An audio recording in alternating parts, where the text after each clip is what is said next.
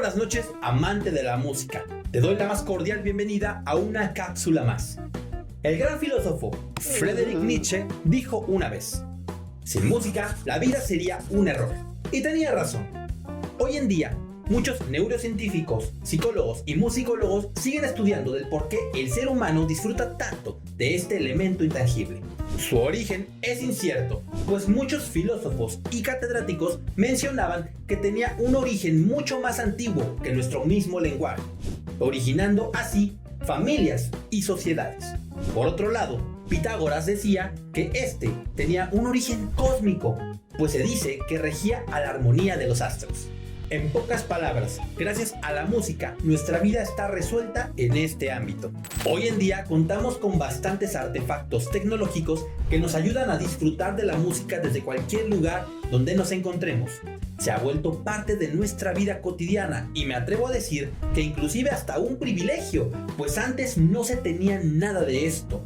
Para poder presenciar de este elemento era necesario tocarlo por nuestra cuenta o asistir a conciertos donde la clase alta era la más privilegiada.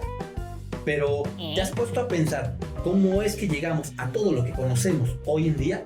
Quédate en este tu programa, que de eso te hablaré el día de hoy, de la historia de los dispositivos de audio, aquellos que son parte de nuestra vida cotidiana y que nos ayudan a disfrutar de esas sensaciones placenteras que son provocadas por ese elemento intangible que es parte de nosotros, la música. Iniciamos.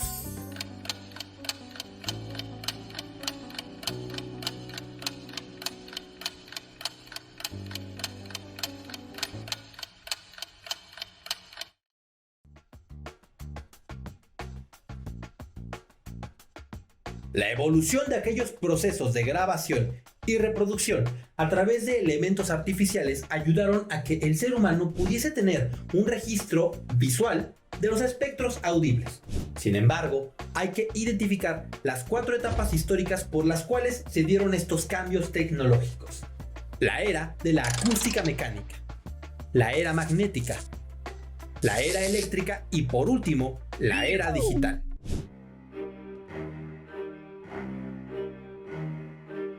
Esta etapa solo duraría 20 años. Se data que las primeras pruebas del registro de sonido se crearon con la finalidad de estudiar su frecuencia, mas no de reproducirla.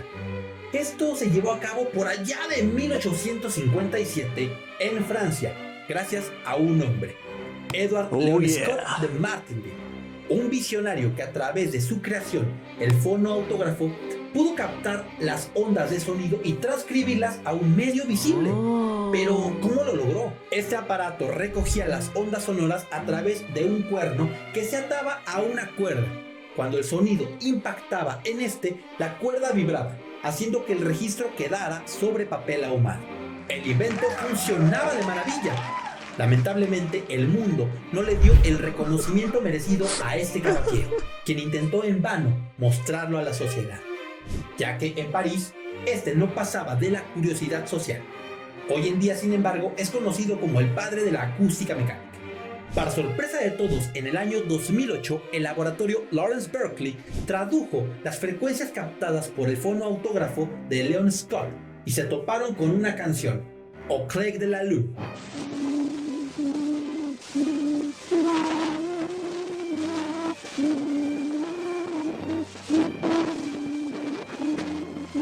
Esto era una maravilla. Lo único que le faltó a este hombre era un medio para reproducir las vibraciones. Y es aquí donde entramos a la siguiente etapa.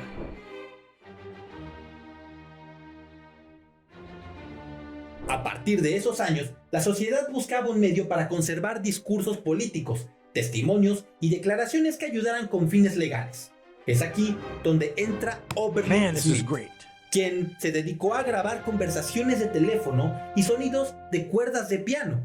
Todo esto basado en los estudios de Leon Scott. Sin embargo, por allá de 1877, este caballero no contaba con la aparición de Thomas Alva Edison, famoso por tomar las ideas de otros y explotarlas. Es aquí donde este señor crea un invento diferente, basado en los estudios anteriores. Ahora, este aparato no solo sería capaz de registrar el sonido, sino también de grabarlo y reproducirlo. A lo llamó fonógrafo. Este invento se componía de varios elementos y se utilizaría un sistema de grabación mecánico analógico, el cual transformaría esas ondas sonoras a vibraciones por medio de un transductor. Este tiene como función captar las ondas sonoras y convertirlas en una entrada. Este funcionaría diferente al fonoautógrafo. Se grababa el sonido a través de una aguja que hacía surcos en un cilindro. Eso servía para amplificar estas vibraciones y posteriormente salían por medio de una bocina. Este funcionaba y era todo un éxito. A diferencia de Leon Scott y Oberlin Smith, Edison pudo publicitarse y anunciar su invento gracias a una grabación de una canción llamada Mary Had a Little Lamp. Mary had a little lamb whose fleece was white as snow, and everywhere that Mary went, the lamb was sure to go. It followed her to school one day, but now the lamb is dead. But it still goes to school with her between two chunks of bread. Ya patentada esta idea, 10 años después, otro caballero, el inventor Emil Berliner, se dio cuenta de que a la gente le encantaba escuchar música. Sin embargo, este era un privilegio del cual no todos tenían acceso. Aquí es donde Edison recibe su karma, pues utilizó su invento para darle otro giro. A este lo nombró gramófono. A diferencia del fonógrafo, este realizaba los surcos no sobre un cilindro, sino a través de un disco de laca o roca de pizarra que giraba a 78 revoluciones por minuto. Así, la música no solo quedaría registrada, tampoco grabada o sería reproducida, sino que también sería comercializada. Con este invento la gente quedó fascinada, pues ya tenían acceso a la música desde la comodidad de su hogar. Aquí la vida de todos comenzaría a cambiar. Este invento se mantuvo vigente por 38 años hasta la llegada de la era eléctrica.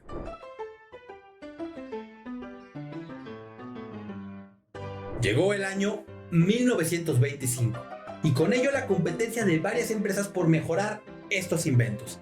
Ahora los elementos grandes y pesados se sustituirían por elementos mucho más compactos, dando como resultado la creación del famoso tocadiscos.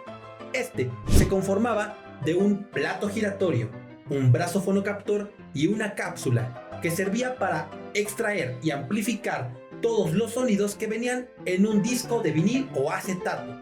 Este corría a 33 revoluciones por minuto. Para ello, este brazo fonocaptor contaba con una aguja que era colocada sobre el disco giratorio y lograba que las ondas de sonido se extrajeran y fueran amplificadas. El invento fue ovacionado por la sociedad. Ahora el límite de grabación era de 25 minutos por lado de disco. Y no solo eso, también sirvió como una plataforma para que varios músicos de la generación Silent y Boomer dieran a conocer su trabajo y su música ante el mundo entero.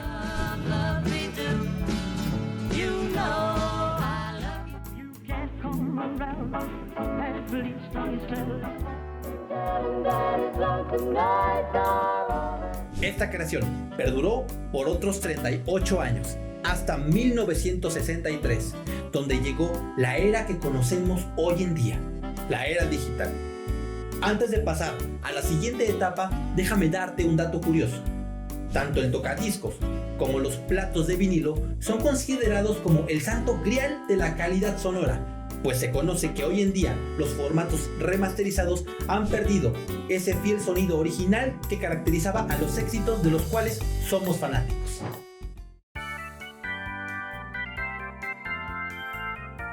Llegó el año 1963 y con ello la empresa Philips no quiso quedarse atrás, a lo cual dio paso a su siguiente invento. Ahora inventarían un objeto compacto y transportable, el cual se compondría por dos carretes en el interior de una carcasa de plástico.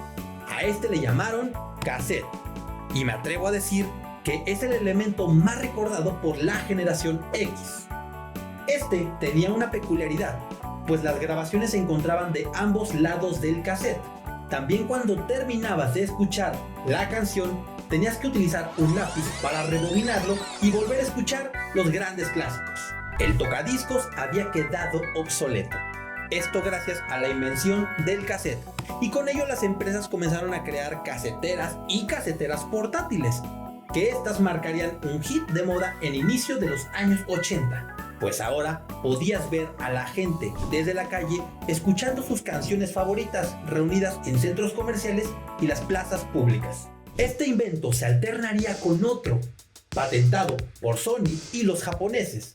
Este tenía la misma finalidad que las caseteras portátiles, escuchar tu música mientras ibas en la calle, pero a diferencia de estas, ahora contenían unos audífonos en el equipo. A este invento se le denominó Walkman y funcionaba con baterías. Ahora no era necesario tener conectado este aparato en cualquier lugar. Un recuerdo nostálgico y memorable de las caseteras es que tenían la funcionalidad de poder grabar por medio del cassette todas las canciones que se transmitían en la radio. Esto era una maravilla total. Sin embargo, no podía faltar la voz del locutor, que a través de un comercial de la radiodifusora interrumpía esa pieza magnífica, haciendo que nos salieran canas verdes y explotáramos del coraje.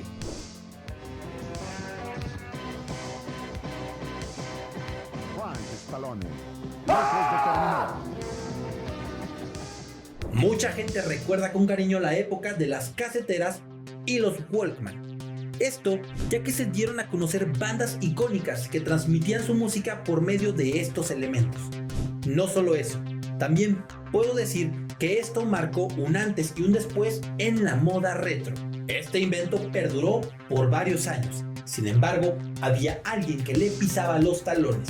Aquí es donde aparece un señor de nombre James Russell, quien veía conveniente que la música ya no estuviera en transcripciones de ondas sonoras. Ahora se haría llamar código binario, es decir, la música se encontraría en ceros y unos. Este invento retomaría la idea de los discos de vinilo, solo que a diferencia de estos funcionaban con lectura láser. No solo eso, eran mucho más pequeños o compactos, fabricados de policarbonato. Medían 12 centímetros y tenían una capacidad de hasta 650 megabytes, que en música se traduce a 80 minutos de piezas excelsas. Sin embargo, conforme fue mejorando el producto, al paso de los años se le comenzó a dar otro uso, el respaldo de fotos, videos y mucho más.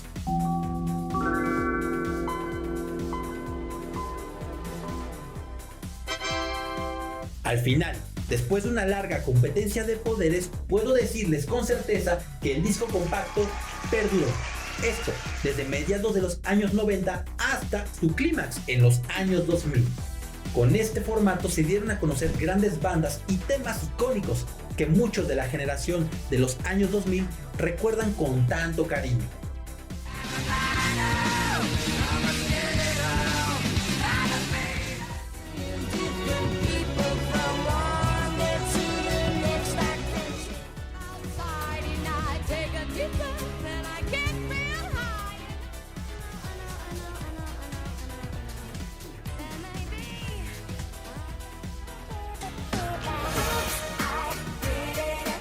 No solo eso, tras la llegada de los Discman, que eran estos equipos portátiles que nos permitían escuchar nuestra música desde la calle, se dio el final del siglo XX y una nueva era estaba por venir.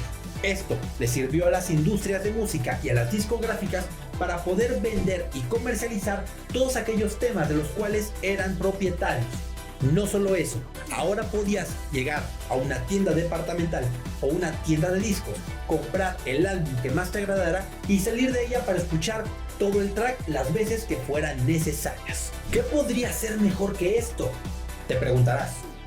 Bueno, a partir de esa época apareció un señor llamado Karl-Heinz Brandenburg, el cual decía que ya no era necesario pagar por tu propia música y tener estos objetos físicos, por lo cual creó el legendario MP3.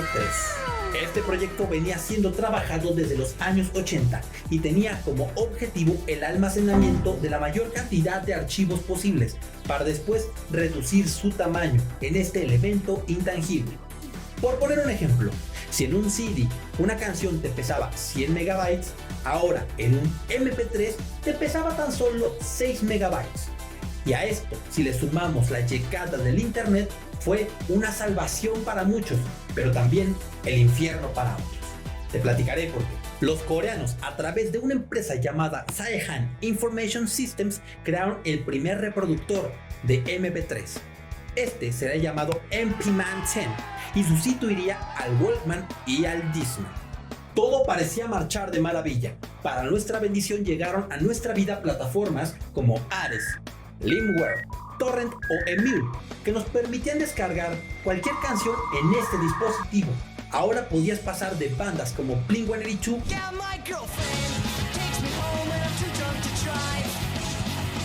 a El Triste de José José. No sé si vuelva a verte después. Todo esto era maravilloso, pero también había un defecto muy grande, y es que estas descargas tardaban horas, días, meses o inclusive hasta años. No solo eso, la calidad del audio se perdía, y muchas veces cuando al final se descargaba tu canción, que era Boulevard o Broken Dreams de Green Day,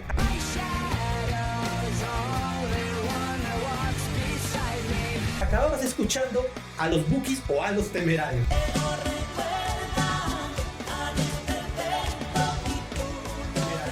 Todo esto pasó a destruir a las empresas de música y a las discográficas a tal punto que casi desaparecen. Es aquí donde a nuestra vida llega para ponernos un alto el famoso iTunes, el cual ahora comercializaría las canciones de una forma legal, segura y a un costo algo excesivo.